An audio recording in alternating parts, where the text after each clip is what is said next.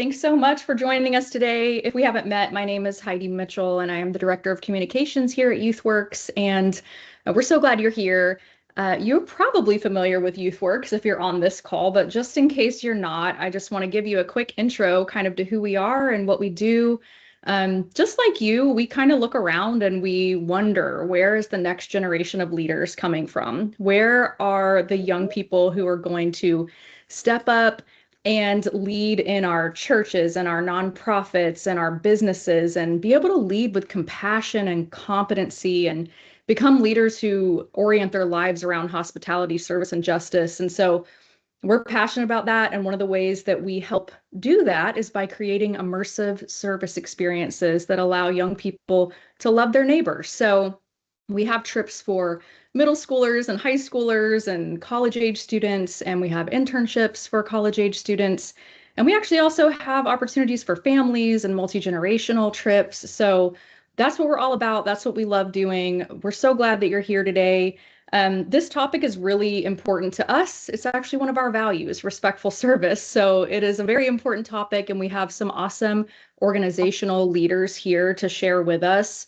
So before I kind of kick it over to them, I just want to say we want this to be a conversation. So please feel free to use the Q&A. At any point during the meeting, you can drop a question in there or a thought that you have, and we will do our best to be able to address it with the leaders that we have. So I'm going to kick it over to the YouthWorks president, Carlos Pinheiro, and then he's going to introduce us to our guests that we have today. Awesome. Thank you, Heidi. So glad that you guys have joined us. Like Heidi said, I'm Carlos. I'm president here at YouthWorks, and I'm excited about this topic because we have the privilege of serving alongside so many amazing leaders and organizations all across the country. And so anytime we can highlight them and their work and the amazing ways that they're serving communities and that we can learn from them, it's a win for us, because that is what we're all about when we talk about respectful service. So I'm so excited for this conversation. For me, of course, we connect young people to different service experiences around the country, but I also know that I've been an inner city youth pastor before and have been the recipient of some awkward and maybe harmful mission experiences of groups coming to serve inside of communities that I was serving and doing youth ministry in. And I know there's a lot of questions around, is going to a different community or the ways that we volunteer, could they be potentially harmful to those organizations or the community, the individuals that are in that community? It's a big question that we really need to wrestle with and consider when we think about how we engage and how we serve. And so I don't think there's a better way to have that conversation than to talk directly to those who are on the ground serving and connecting volunteers, and particularly young people, to engage in service in their spaces. So Erica is here with Urban Ventures in Minneapolis, and Ellen is here with Wheeler Mission in Indianapolis. So thank you guys for joining us. Just to kick us off, love for you to introduce yourself, share a little bit about you and your organization, and what you're involved in. Let's start with you, Erica. Who are you? Sure. Hey, thanks, Carlos. So my name is Erica Schimmelfennig, I am the CEO and president of a local organization in Minneapolis, Minnesota, called Urban Ventures. And Urban Ventures has a really big passion to see a city without poverty. And we do that through educating kids and strengthening families and building healthy communities. And we utilize education as one of the bases for how we do that. We want to see every kid in our neighborhood graduate from high school and have a plan for what's next, because we do believe that education changes everything and creates a pathway for success for kids, for successful futures. So we do that through multiple different programs, from cradle, we say, to career. So we have an early learning center. We start with even prenatal care, where we are supporting young mothers know how to be the first teachers to their kids. And we go all the way up to college and career, really helping to propel and launch kids into the next phase of life. Thanks, Erica. Ellen, how about you? Hi, I am Ellen Bugler, and let's see, I guess personally, I'm the mom of three girls, and I have been a photographer had my own business for about 16 years.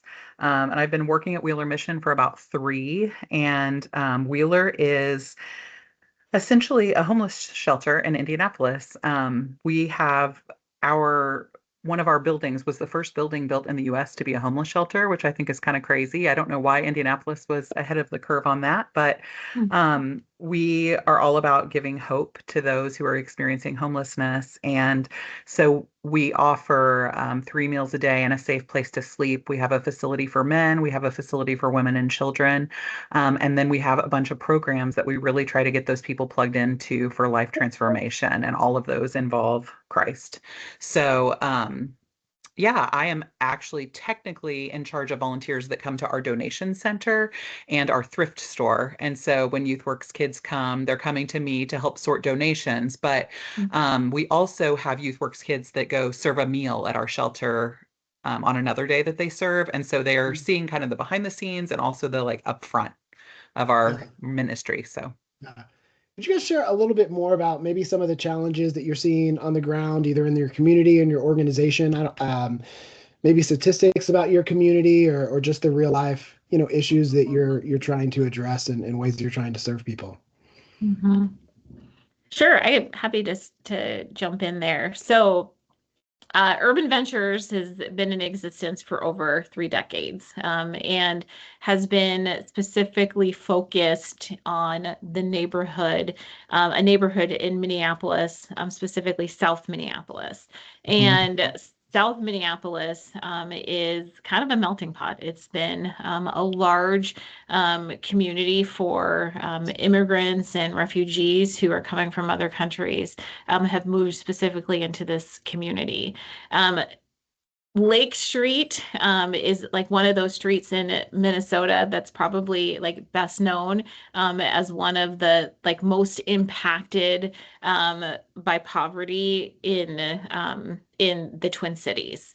And that has to do with a long history of just, I would say, urban planning that at times cut off access for businesses or for people into the community by building a major highway and cutting off access to economic development in Minneapolis. So that's just a little bit of the history of kind of why Urban Ventures started here in this community.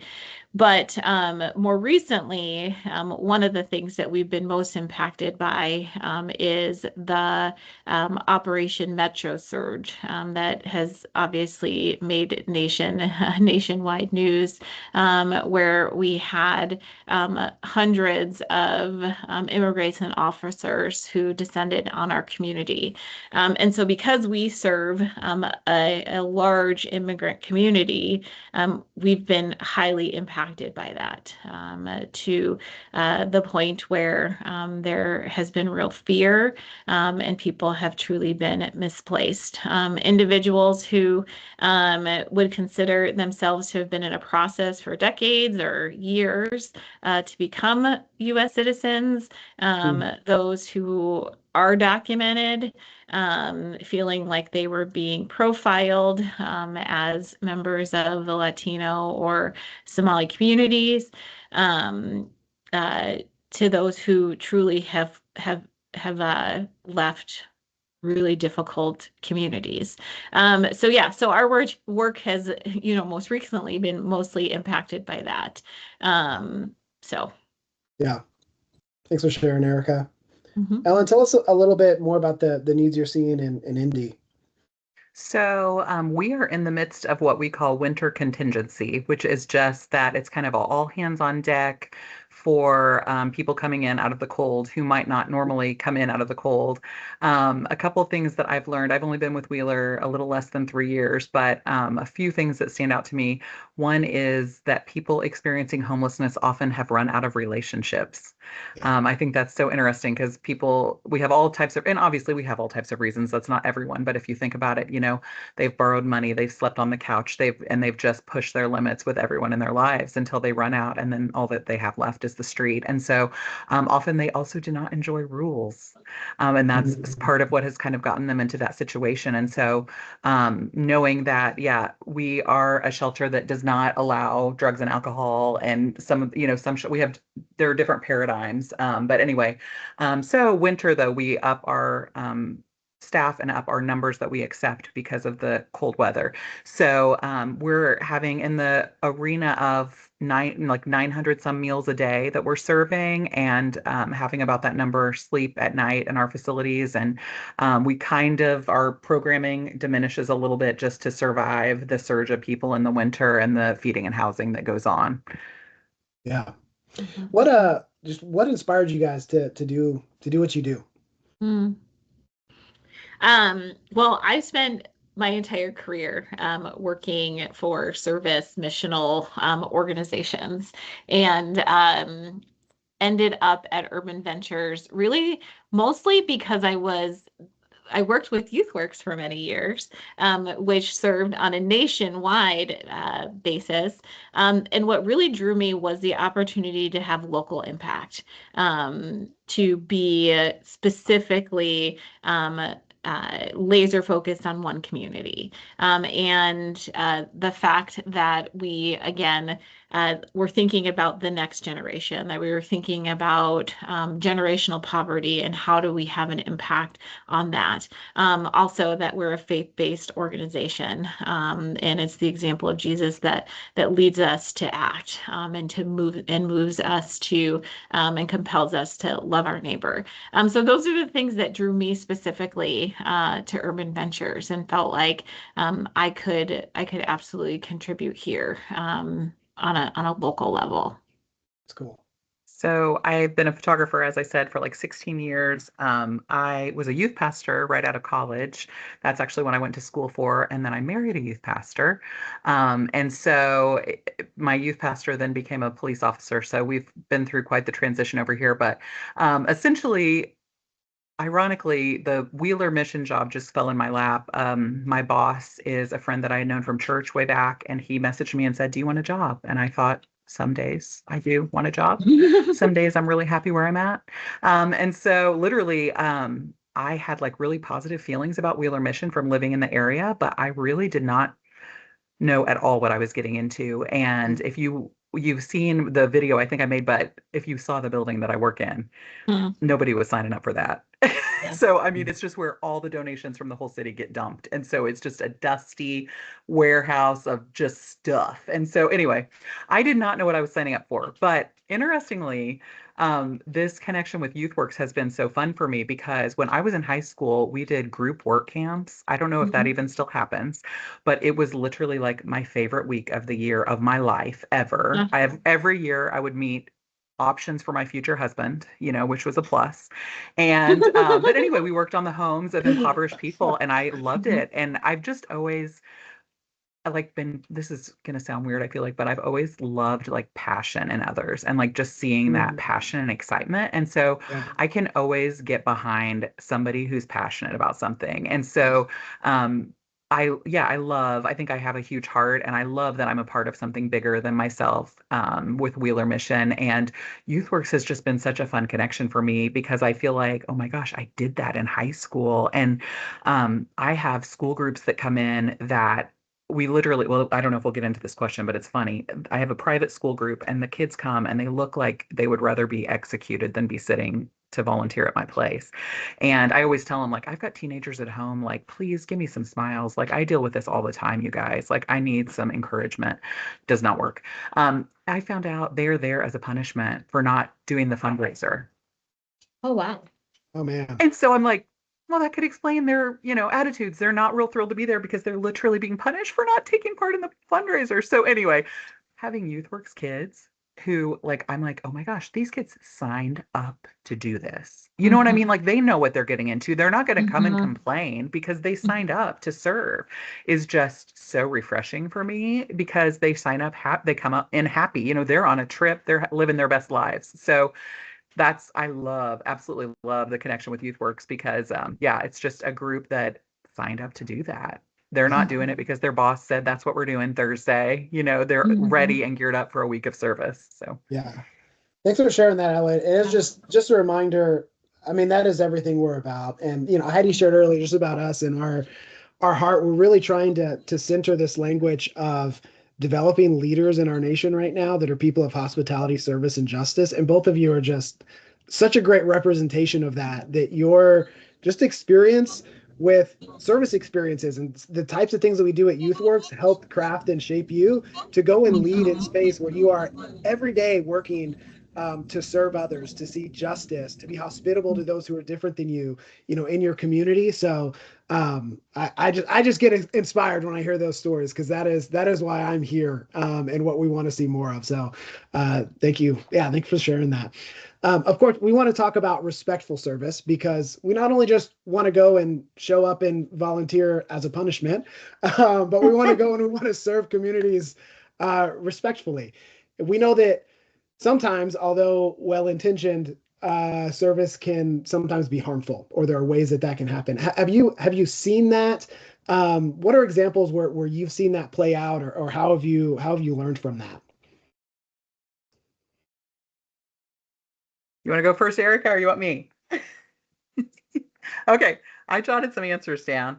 And I think part of it is kind of knowing going in that there are already processes that an organization has in place. Yeah. And so being respectful of that, it's usually for a good reason and to like protect the organization that they have those processes in place.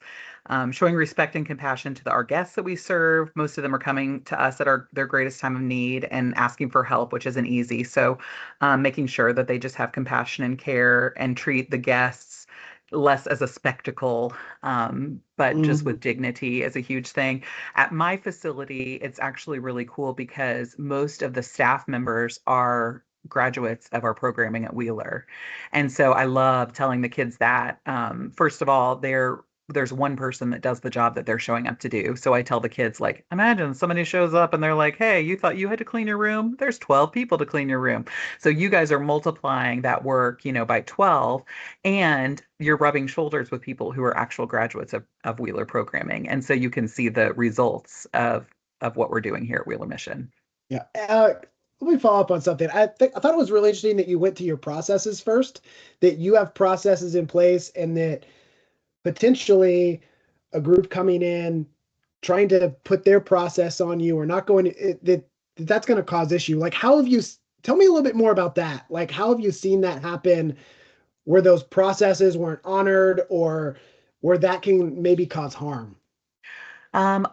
So to be honest, I would say this happens more. Some of my coworkers are in charge of the other facilities where volunteers come and serve meals. Yeah. And so maybe just their expectation. Here's an example. We had someone drive like an hour to come volunteer serve a meal. And when they got there, they realized that they were not serving a meal, they were handing out sack lunches. And they felt like it was not a good use of their time to drive an hour to our facility to serve a sack lunch. And so that was offensive and then was passed on to like the donor relations team as like, you know, I drove a whole out like, and so it's like, I just think sometimes I mean, I get it. We all think it's about us, right? And so, you know, well, you know, maybe we had a shortage in the kitchen that day. Maybe we had, you know, electricity go out. Like there was a reason that we were serving sack lunches and you came to serve a meal and you did still serve a meal. It just wasn't what you had envisioned. Erica, what about you? Where have you seen harm? Yeah, that's really good. Thanks for sharing that, Ellen. Honestly, I feel like I learned most about respectful service through my many years of working at YouthWorks. And I feel really proud of who YouthWorks has become over the decades, through, I would say, some really difficult circumstances and some really hard lessons to learn. And I would say that mostly came in, I would say, like the early 2000s. YouthWorks had been an organization for 10 years. And one of the things that was happening a lot was we were working in a lot of Native American communities, on reservations. And I think always super well intentioned, going to a community, wanting to help, wanting to serve, wanting to run kids clubs, wanting to, paint houses and, maybe put lipstick on a house that was maybe a little bit dilapidated, that probably needed more than paint. But it kind of felt like it was a little bit more about the participants than it was about like what was actually making like what was meeting a need in this community. And I, I would say that it took taking a posture of listening, to really start to kind of turn and change the way youth work started posturing itself in those places. And it took elevating the voices of those on the ground, when, groups wanting to come in and do a good thing, hand out sack lunches or do whatever. It took us saying, this is not just an idea that we have. It's actually, we've listened to the voices of the people who are on the ground here and in the community, and they're the ones who are setting our agenda. And really kind of taking a huge shift and saying, even to the point of saying, have we been asking ourselves, like, have we even been invited to come here? Like, I remember distinctly having a conversation, and honestly having to go into a deep apology, with a Native American leader, that we'd been serving in that community for decades. And him looking at me and saying, I don't think you understand that you're showing up here and you're trying to teach people, but you are the outsiders here. You haven't consulted with the elders of this tribe.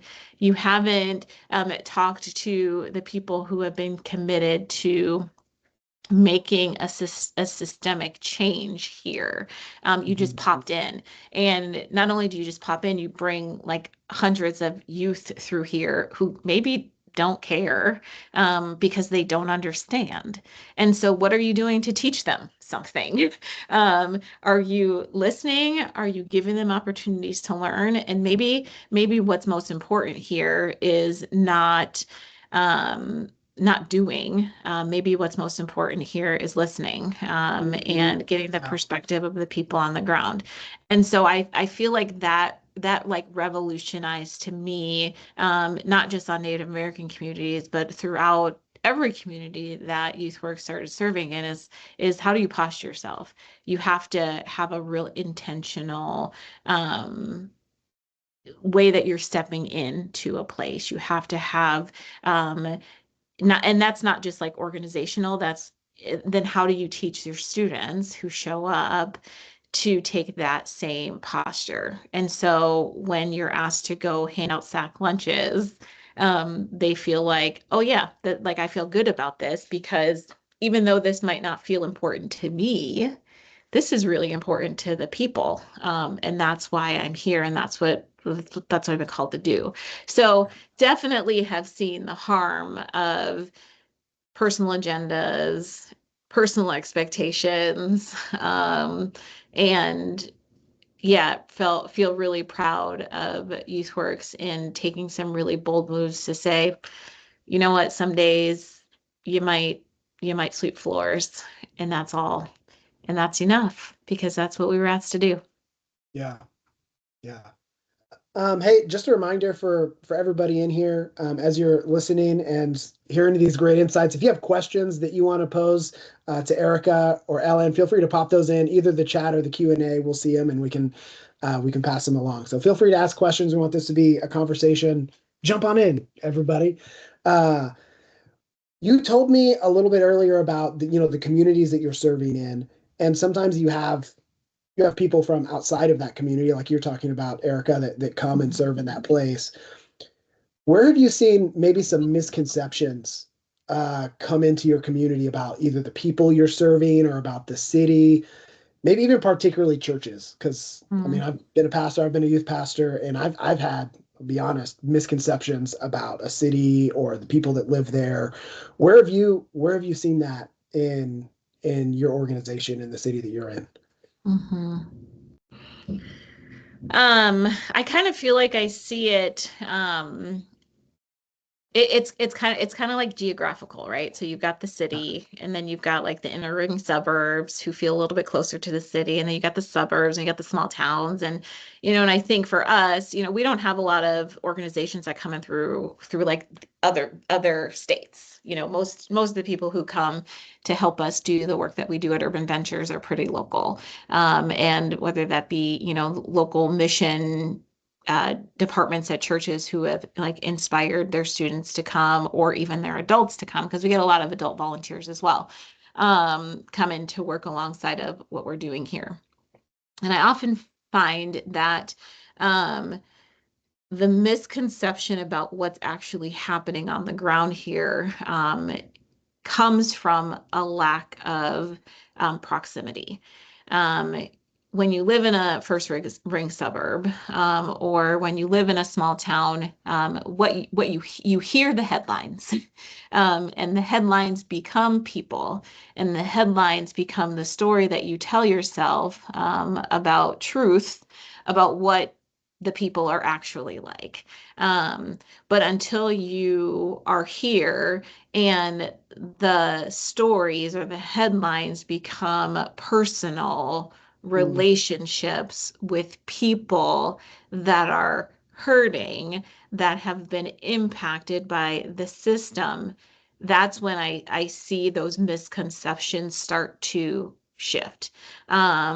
And I would say some of that takes a level of teaching, but some of that just takes a level of like, will you come with an open heart and an open mind, and will you come and make a person human, and will you touch and feel their humanity, and see and empathize and have compassion for their situation, that you may have judged before you came here because you heard about it, you heard a story about it, um, but you haven't actually taken a moment to step in, and make those people real. Um, so yeah, I think that there's a lot that adds to the misconceptions, but I think what we're trying to do here um, is help people just like touch and feel. I think that that goes a long way. Um, so. yeah.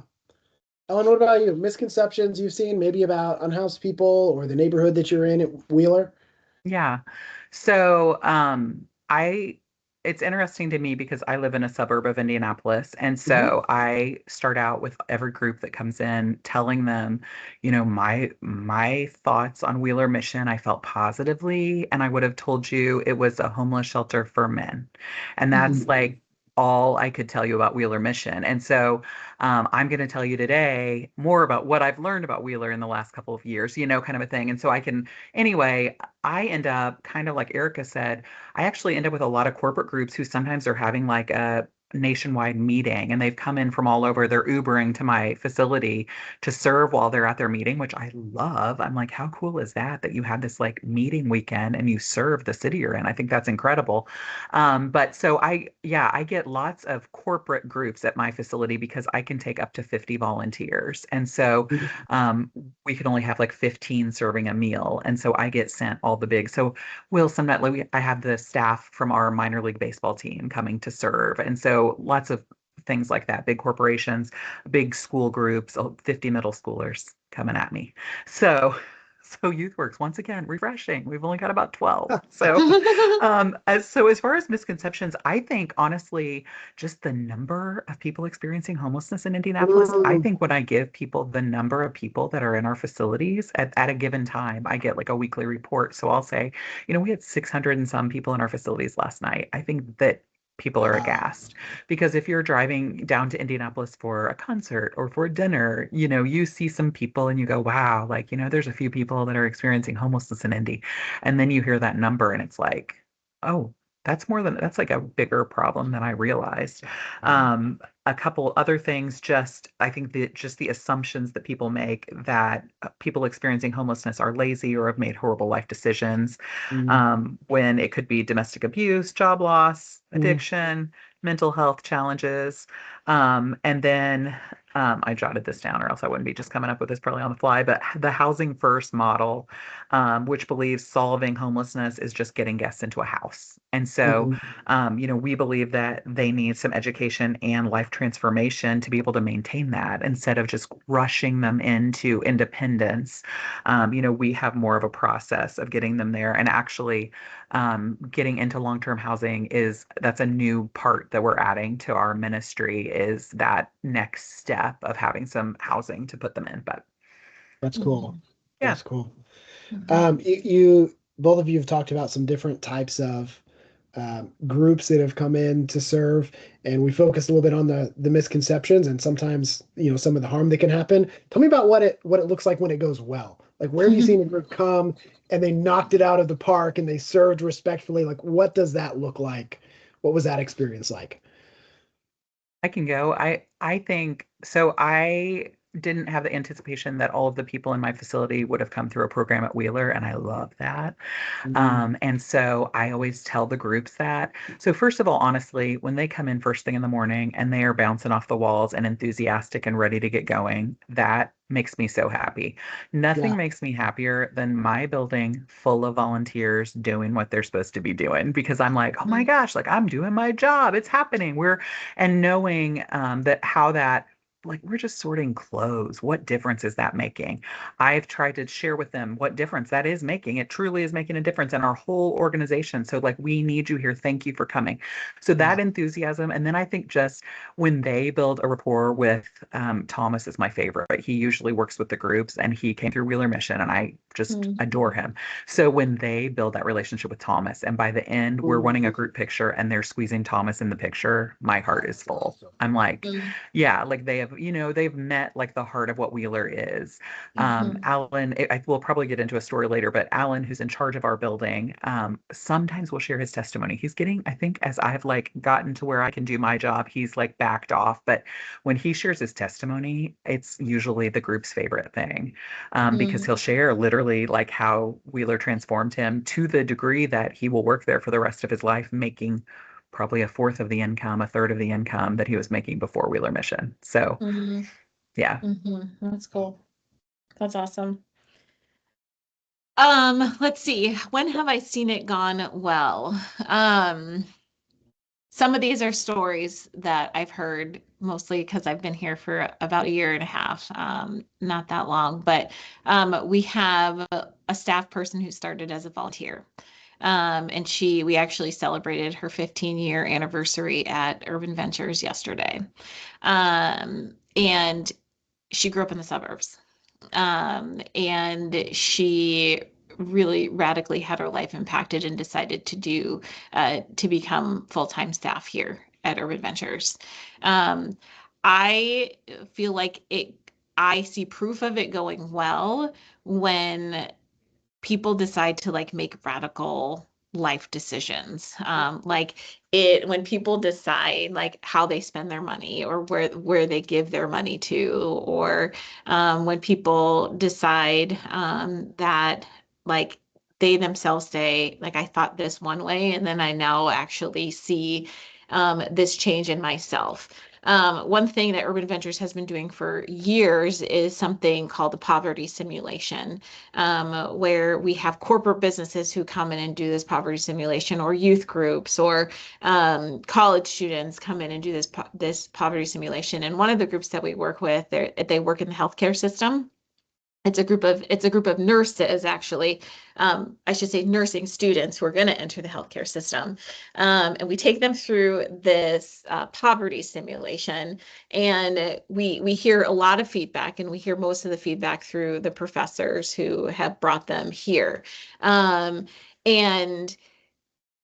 the fact that this is likely a population that they're going to serve as a professional someday, having walked through a poverty simulation and understanding that like there are circumstances oftentimes out of the control of the individual that lead them into or perpetuate a cycle of poverty, and realizing that it's not like, oh, this person just made this decision or this person decided this on their own and that's why they're here. And it has grown empathy, and it has grown a level of compassion. And so when it goes well, to me, if somebody has developed a level of empathy that they didn't have, if somebody has developed a level of compassion that wasn't there before, or understanding, then I'm like, thumbs up. Like we did what we are hoping to see, because I think that inspires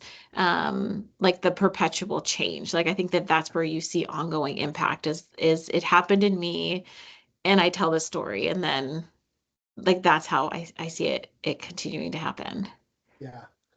There are some people watching this either live or maybe online later, and they are preparing to take their students on a trip here in a couple months in the summer to go maybe volunteer at one of your organizations or another organization in another community.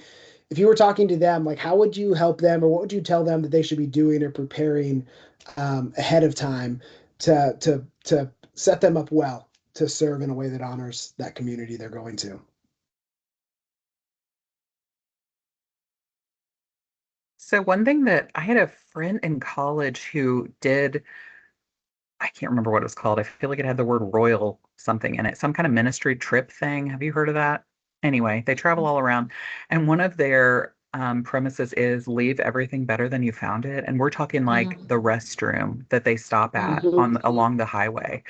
I That was really so profound to me that I remember it now. Been out of college a couple of years, and so I just think that that's really amazing to try to instill that in the kids. I think seeing leaders that are really engaged and plugged in with their kids, if that makes sense. Like, I mean, I've had groups that burst into spontaneous worship songs in the break room. It's just, um, I don't know. I think for me, the kids that are coming to me are encountering the staff. And so certainly being respectful and maybe even asking their story, I think that would make their experience a lot richer to ask the story of the people that they're serving with, like, hey, how'd you end up here? Like, did you go through Wheeler Mission? Like, what do you know about Wheeler? But in general, just an attitude of like a joyful, like we're coming joyfully to serve, Mm. energize, which Lord knows they have way more energy than we do, right? So embrace that energy and come in and just do it, with your whole heart and all your energy, your full ability. But yeah, I mean, seriously, YouthWorks has just brought so many fun stories into my life just from the leaders. One of the guys was, putting on all the silly stuff, and the donations, they find crazy stuff. So, they're all like, you know, holding up outfits and laughing. Like they're really able to kind of just do their thing and have fun and cut up and do whatever as they're getting a lot of work done for us. So Mm-hmm. Yeah. That's Erica, what do you awesome. think? How can leaders be prepping their groups ahead of time? Yeah. Yeah, I definitely echo a lot of what Ellen has shared. It's about attitude, right? Like you're walking in and you kind of might, like it's kind of like expect to see things and to experience things that you haven't expected to see, and do that with a really open mind and heart. Um, and I don't know, I think I feel really passionate about people knowing like why is this community the way it is before they go, because I definitely feel like to understand the context changes your understanding of how you serve. Mhm. um and I think like when people come here knowing that Minneapolis neighborhoods have changed through decades, and what used to be a predominantly Black community here at Fourth and Lake is now a predominantly Latino community, and what happened in the history and why did that happen and why was it called Murderapolis in the 1990s. And I think like if you can like help your students like to spend some time learning what are the things that like happened that made this community impacted in the way that it is, I think just like sets the stage. It just Yeah. sets the like it does a little bit of the groundwork um for understanding and then being able to like connect the dots. Because I don't know, I think for teenagers who are going in to serve, it's like there's something about just doing the act, which is important. I think that that's a good thing. But there's something to like knowing why I'm doing this, and why it's important. And like I think that that's where like the life changes is like happens when they can connect the like my physical action to I understand why this person has found themselves unhoused. And Ellen, I think you set that up right at the very beginning of this conversation by sharing like here are the ways that we help students understand like why somebody is in the situation. Like that's such an important part of it because then it's breaking down assumptions and it's taking away the stereotypes that people often come in with. Yeah. A lot of times when leaders are thinking about going on, particularly if you're talking about like a mission trip or using mission trip language, you think about going to another country, someplace else, and there's that cross-cultural element of that. And that's a great thing. But sometimes when we think about in our own country, we don't think about having a cross-cultural experience quite as much, but it very well can be and is. So how would you encourage particularly trip leaders, to prepare their groups to respect the different cultures they're entering into or are really visiting when they come to your community? So, truth be told, my boss gave me some notes for this. I've been outed, and he's got away with words. So listen to what he said, because it just sounds better than anything I would say. Poverty has its own culture. Trauma has its own rhythms. Recovery has its own language. I would Oh, never have said that's anything that good. sounded that good. Preparing young people means teaching them to observe before evaluating, to ask before assuming, and to stay curious even when something feels unfamiliar. Mm. Yeah, I don't know what I would have said, but it wouldn't have sounded that good. Yeah, that's good. I mean, That's good. honestly, I'm like, what do I need to add on to that? I mean, yeah, I mean, I think I deeply resonate with everything that was shared in that statement. Because it is about knowing that difference is out there, difference is going to happen, and like paying attention, like walking with your eyes open, and don't assume that a culture or a person is like yours. Yeah, but I definitely think I love the way that was worded. Yeah. Ellen, could you read that quote one more time? Yes. Poverty has its own culture. Trauma has its own rhythms. And recovery has its own language. Mm, Mm-hmm. that's good. We had a question come through. I'm just going to read this. And if you guys are able to see the chat, you can look at it too. But it says, how do we improve respectful service for those we serve alongside? Sometimes we serve volunteer alongside other youth groups or community groups who have different theology, culture values, etc. Then the wrongful judgment may be directed to the folks receiving service necessarily. The disrespect is directed towards the person sweeping or bagging meals next to you. Mm. I mean, So, I personally think the service opportunities that we have at Wheeler that the YouthWorks kids are taking part in, you can set your theology aside. If that, I mean, truly, like you're Mm-hmm. just coming and meeting needs. At my place, you're sorting clothing, which I think feels very removed from service in a way. What in the heck does getting through all this? I mean, for 6 hours, we're going to sort through clothes. What does that have to do with anything? If you'll indulge me for a second, I'll actually tell you what's really cool about it. So we accept donations just like Goodwill would, and they sort through those and they're picking out just the very best stuff. And we're actually quite a bit pickier than Goodwill, because now when I go to Goodwill with my daughters, I'm realizing like most of this would not have made it at Wheeler Mission. So we're looking for just the best items. And then that stack of the best items actually goes in a huge box. Those go to Roz. Roz is the first face that your groups will see when they arrive at my building. And she's a program graduate of Wheeler. And she walks them back and she goes, Ellen, your group is here.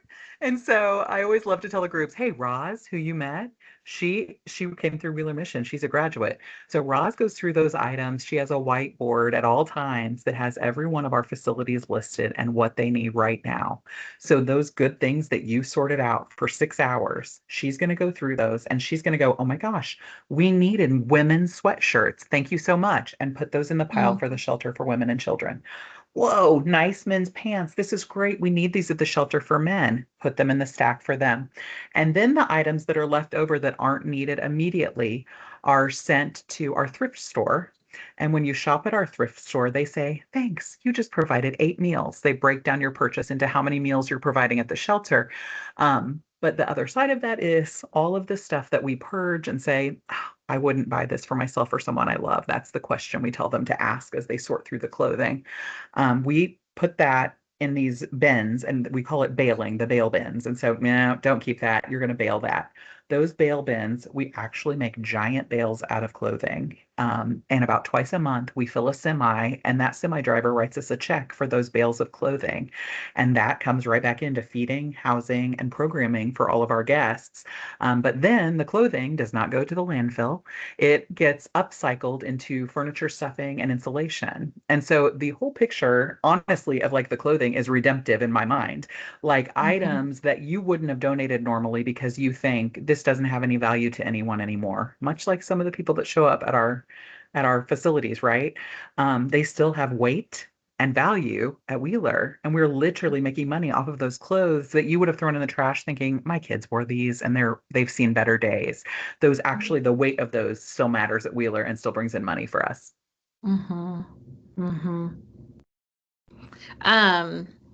That's good. Thanks for sharing that, Ellen. I first want to say hi to Jeff because I think I remember Jeff as a youth leader, and he's been a YouthWorks user for a long time. So that's cool that he's on here. But I think that this is a tough question, and I think it is. I think that there's a lot of just real talk as you serve alongside of those who maybe see it differently than you do and don't have the same theological perspective that you come with. Again, I think that if we could, as followers of Jesus, continue to just love and embrace this call to love and serve our neighbor, and doing that without exclusion, without judgment, without hostility. I think that those things, they go a really long way. And I think that, I mean, it's always my hope that as people are coming to serve alongside of people who are coming from different denominations or different churches, that they're kind of putting aside some of those like weightier topics or things and just like showing up to like say, I'm going to be here to serve, because as a follower of Jesus, this is what I feel called to do. And of course, we're going to disagree theologically, or we're going to maybe see things differently than somebody else. But in this moment, like, there's a unifying effort and there's a unifying opportunity by sweeping or bagging meals with the person who sees things differently. And we can have a greater impact by just doing it, by just going and serving. And so, yeah, I mean, and then I always like just think about like the Good Samaritan story and like just the like how culturally unnorm like the norms that were stepped outside of in that story and like how do we keep utilizing stories like that to be like it didn't really matter that there was a different religious background, cultural background here. But it was like, here's a person in need. Here's how I can show up. I'm gonna go do that. I'm gonna make sure that they're really cared for. And I'm gonna set like it's like just a wonderful example. Yeah. I think I got distracted and maybe detoured a little, but I'm thinking of conversations I've actually even heard groups have over the summer where it's like, wait, so you get baptized as babies?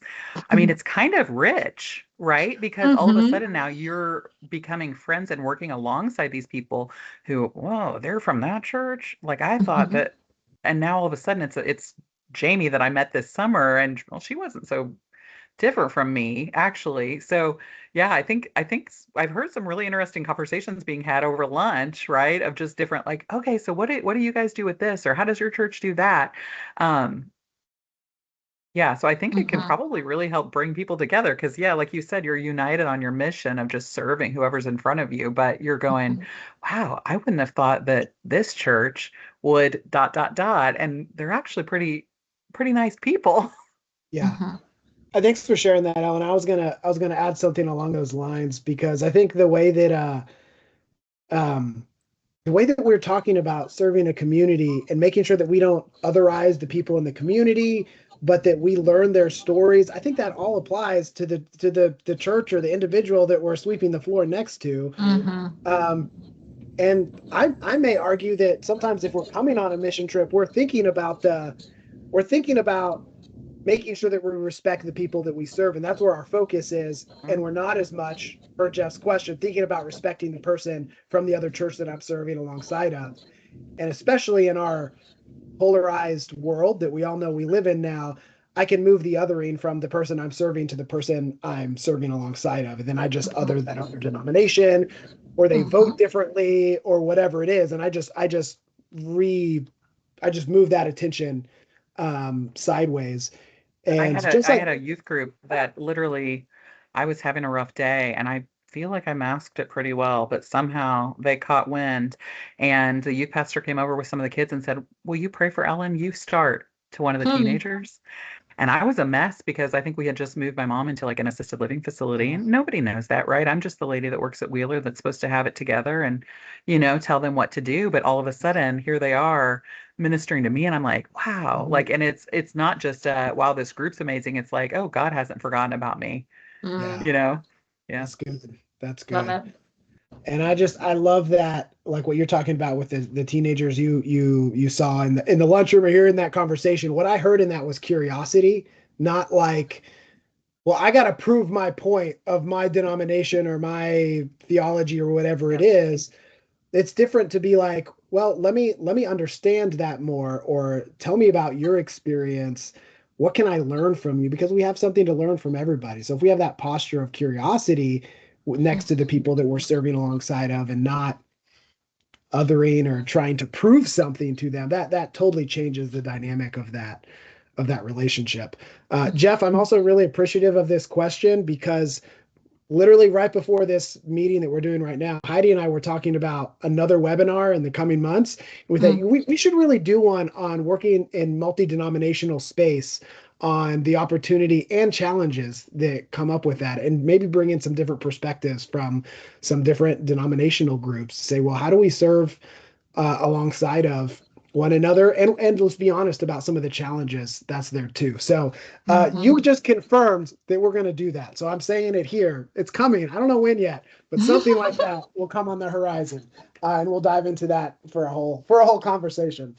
um, but to kind of wrap up this conversation we're in on respectful service, tell me about um, tell me something that you wish every volunteer coming to your organization, that you wish that they just knew before they showed up to volunteer. Mm.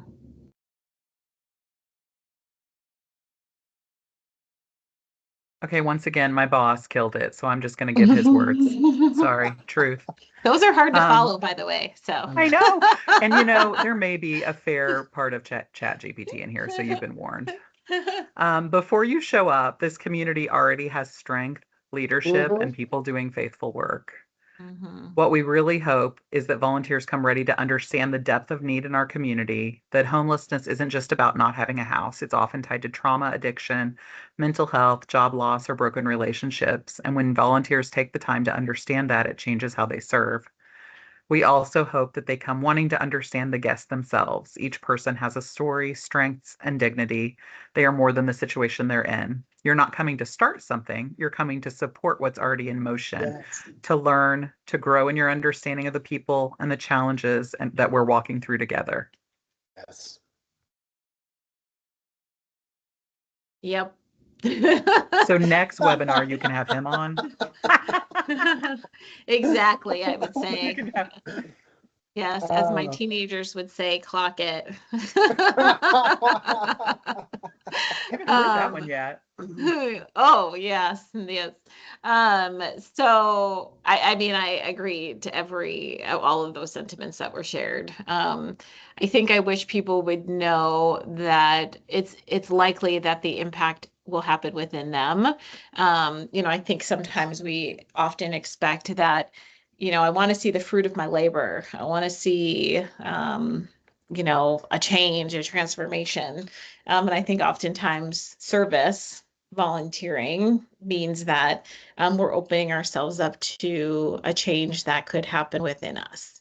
And I hope that that's what would take place when people come, because I think that when that impact and transformation happens within us, we keep doing, we keep serving, and it's kind of like that consistent long-term service that truly ends up having the impact in the future.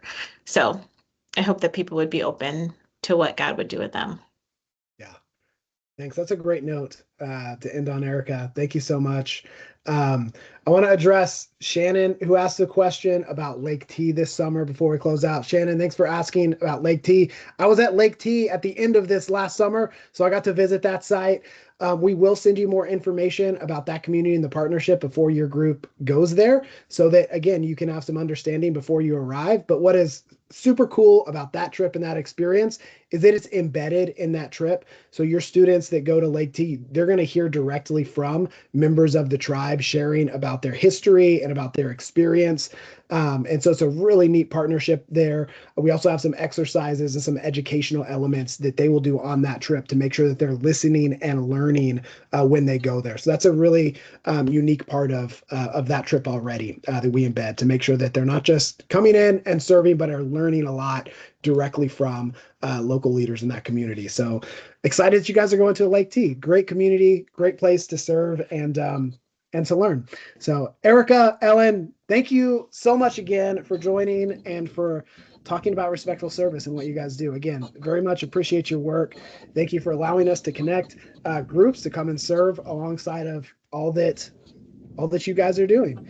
If anybody else has any more questions about what we do here at YouthWorks, respectful service, or communities that we're serving in, feel free to reach out to us. We'd love to chat with you and share a bit more. Thank you guys for joining. We will send a follow-up email with the recording and some links.